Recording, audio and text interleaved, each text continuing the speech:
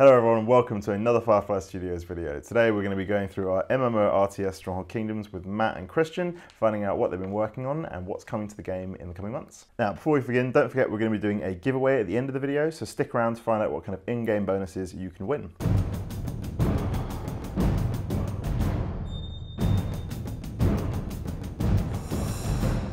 Okay, so first off, before we get to the bigger stuff, could you take us through any sort of smaller updates that have been coming to the game over the last couple of months? What's going to be coming to the game in the sort of near future in terms of, bug fixes, gameplay tweaks, quality of life additions, that kind of smaller iterative stuff that sort of, the active players really appreciate? Well, I guess the most recent thing was we had the return of the wolf. He's back and he's once again up to no good. And in addition to that, we're always making improvements to the game. I know you've been pretty busy. Yeah, we've been working a lot on new UI, improving the user experience, minor improvements, bug fixes, all that jazz. So you've been mostly looking at the mobile stuff? Yeah, from 6 months ago since I joined Firefly, I've been working just on the UI and just bringing some of the stuff from the PC version to the mobile. And speaking of, we've been doing some improvements to the PC version as well. So we've got some stuff coming out imminently, some quality of life stuff. You'll see a few new icons and things dotted around. We will get specifics to come, but a couple of new features in there. One thing we'd had feedback on was some way of being able to sort of label players outside of like the diplomacy system, so we're adding in a nice little foe thing on the map. Yeah. So you can have that, but then in addition, we're adding a little thing where you can just sort of, manually mark somebody with a little icon. Okay, maybe he's not in your faction, but he's a cool dude. He's all right. Let's not attack him. Do you have a cool dude icon? Yeah, we do. It's a bit anachronistic, I guess. I don't know if the concept of a cool dude existed in the Middle Ages, but we'll run with it. Ye olde cool dude. Ye olde cool dude. And conversely, if a guy's a bit shifty, you can mark him out with that as well. So that'd be pretty cool. It's a nice little thing. So are there any other sort of smaller community-focused features that we're going to be adding to the PC version that people have been asking for? One thing that's been consistently requested that we're pleased to be adding in is the ability to move the village hall. So that's potentially going to open up a lot of new options for the village design. We're looking forward to seeing what people do with that. Yeah, that's going to change a lot of things. So. Yeah. So get planning, get thinking. It's coming. And also that's coming to mobile as well, not just the PC version. So everyone's moving the village halls. I know I'll be moving my village hall. And in the game. And some other little quality of life improvements. The preset system has been given a bit of a lick of paint.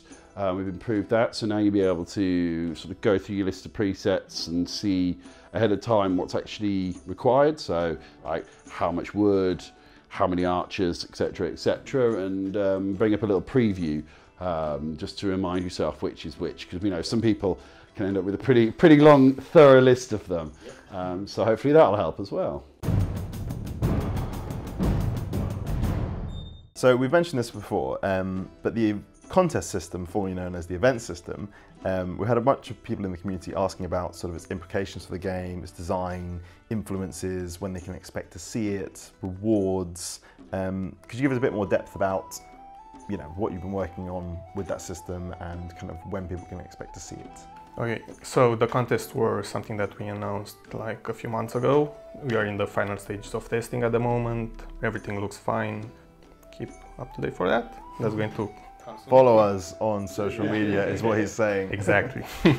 So could you give us a bit more detail about the actual gameplay implications of the system, like its design, rewards, and other things the players are going to be sort of dealing with on a daily, weekly, monthly basis?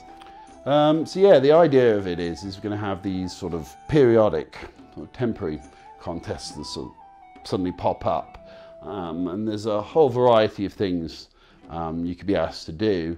There's some combat-based ones, some farming, production ones, I mean, there'll hopefully be something for everybody.